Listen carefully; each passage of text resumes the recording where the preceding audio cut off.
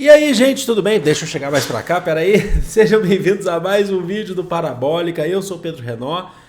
Domingão aqui, porque eu tô aqui, deixa eu chegar mais pra trás pra me ajeitar o microfone, tô aqui acompanhando o processo de eleições na Colômbia. É isso mesmo que vocês viram no título, a esquerda é favorita na Colômbia. Historicamente um país aliado aos interesses dos Estados Unidos. Pela primeira vez na história, se eu não me engano, a Colômbia com chance de um candidato da esquerda quebrar esse paradigma aí que existe. Então vim passar para vocês um pouquinho desse processo, do que está acontecendo. Nós estamos aí, as pesquisas estão apontando, estou aqui aguardando para ver o resultado. O primeiro turno realizando hoje, dia 29 de maio. O segundo turno vai ser realizado no dia 19 de junho. E os dois candidatos mais votados no primeiro turno vão passar aí para o segundo turno. Deixa eu tomar água aqui. O candidato o candidato favorito, e isso deve-se muito também, boa parte, à impopularidade das políticas feitas pela direita. O candidato da esquerda, Gustavo Petro, atual senador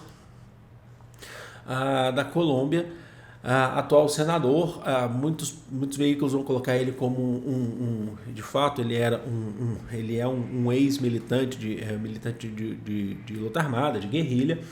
Ele está aparecendo aí nas intenções de votos aí de 35% a 40% das intenções de voto.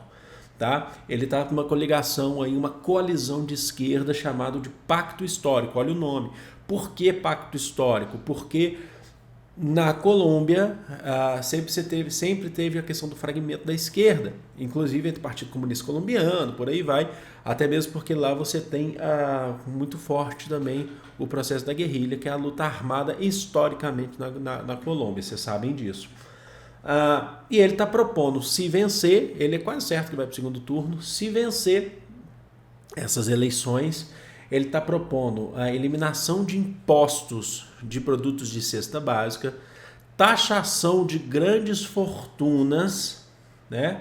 A retomada de negociações com a ELN, que seria então o Exército de Libertação Nacional, que na verdade as negociações para a busca pela paz de conflitos na Colômbia foi encerrada na verdade pelo atual governo da Colômbia, certo? E que é o Ivan Duque, né? O que mais que ele está propondo? E a imposição, isso aqui é muito interessante, porque isso aqui é bem radical isso que ele está propondo. Ele está propondo a imposição de prazos na Colômbia para encerrar contratos de exploração da indústria petrolífera na Colômbia, para poder fazer a Colômbia passar por um processo de transição para energias limpas. Ele fez até uma entrevista comparando o petróleo ao carvão. Ele falou assim, a gente vai dar um prazo, a proposta dele é dar um prazo para encerrar contratos de exploração de petróleo na Colômbia. E isso aí eu quero que vocês deixem nos comentários o que vocês acham. Isso é bem complicado de se fazer, porque o petróleo, a extração de petróleo corresponde a 5% do PIB colombiano. Não é pouca coisa, isso é muita coisa. Você está mexendo com empresas, grandes empresas privadas, e ele está falando, vamos encerrar os contratos, vamos dar um prazo para encerrar contratos. Esses prazos devem ser longos até, porque é o processo de transição, caso isso ocorra, mas ele já está mexendo inclusive com grandes empresários, falando que vai taxar grandes fortunas e por aí vai. Ele é o candidato favorito até então nas pesquisas colombianas, e ele, por conta dessas questões, ele representa inclusive um processo de oposição, talvez de rompimento com uma política internacional dos Estados Unidos. Historicamente é o candidato da coligação Pacto Histórico da Colômbia. Vamos lá. O principal opositor a ele, que na verdade é o candidato do governo, basicamente, é o Frederico Gutiérrez, mais apelidado aí de Fico, por causa de Frederico. E também esse Fico, ele abre aspas aí, ele tem a ver também inclusive com a continuidade do governo atual, tá? Do Ivan Duque. O Fico, Frederico, ele é o candidato apoiado principalmente também pelo Álvaro Uribe, ex-presidente da Colômbia, assim como o Ivan Duque também é apoiado pelo Álvaro Uribe. O Frederico, o Fico, ele é ex-prefeito de Medellín, ele é novo, ele tem acho 47 anos, se eu não me engano. ele está aparecendo nas pesquisas aí de intenções de voto com 20% a 25% das intenções de voto.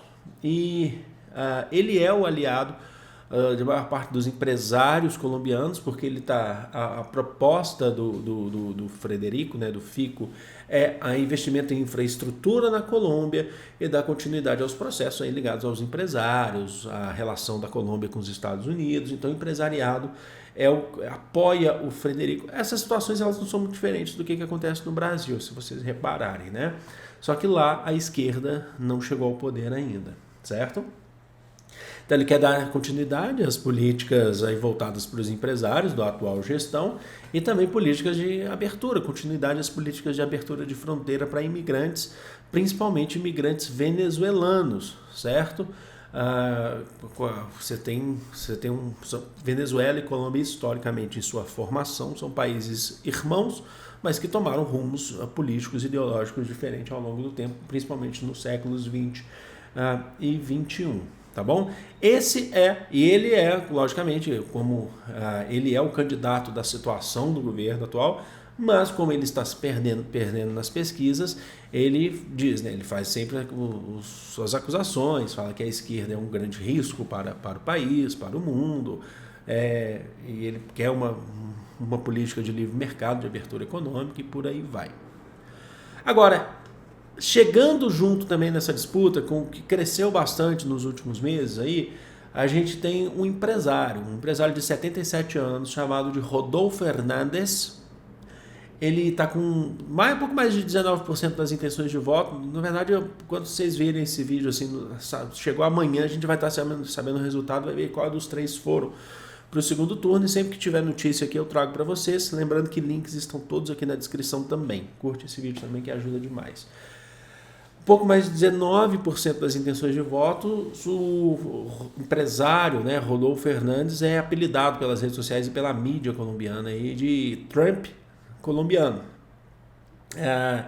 Ele tem uma proposta de diminuição da folha de pagamentos do Estado, enxugar a máquina pública, até mesmo como empresário, né, eliminar impostos. Só que a campanha dele é muito ampla, ele tem muito mais um discurso muito mais populista do que técnico, né? Então ele fala muito eliminar impostos, mas não se discute muito como fazer isso e por aí vai. E a defesa da continuidade da extração de petróleo e gás natural na Colômbia. Fala, não, essas energias elas precisam dar continuidade. Ele teve, se eu não me engano, o pai dele foi morto nos anos 90 pelo processo de guerrilha armada pelas Farc, né?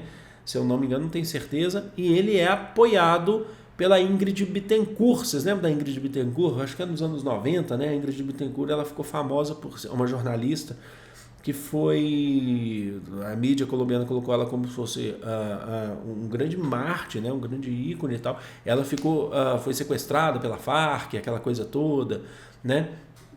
E ela apoia o governo do Hernández, mas o Hernández, inclusive, ele propõe negociações com as guerrilhas armadas colombianas, tá? Ele propõe negociações a fim de buscar a paz, porque ele sabe que as classes não reconciliam, tá? Não conciliam e por aí vai. Enfim, tá aqui o cenário para vocês. Quero que vocês deixem aí nos comentários o que vocês acham disso. Sempre com muito respeito, né? Eu tô passando só informação, passando a notícia, falando do candidato da esquerda, o candidato do livre mercado e o outro candidato do livre mercado, só que populista, o Trump colombiano aí que eles chamam, tá bom? Vou ficando por aqui. Amo vocês, de todo o coração do mundo. Grande beijo. Fui!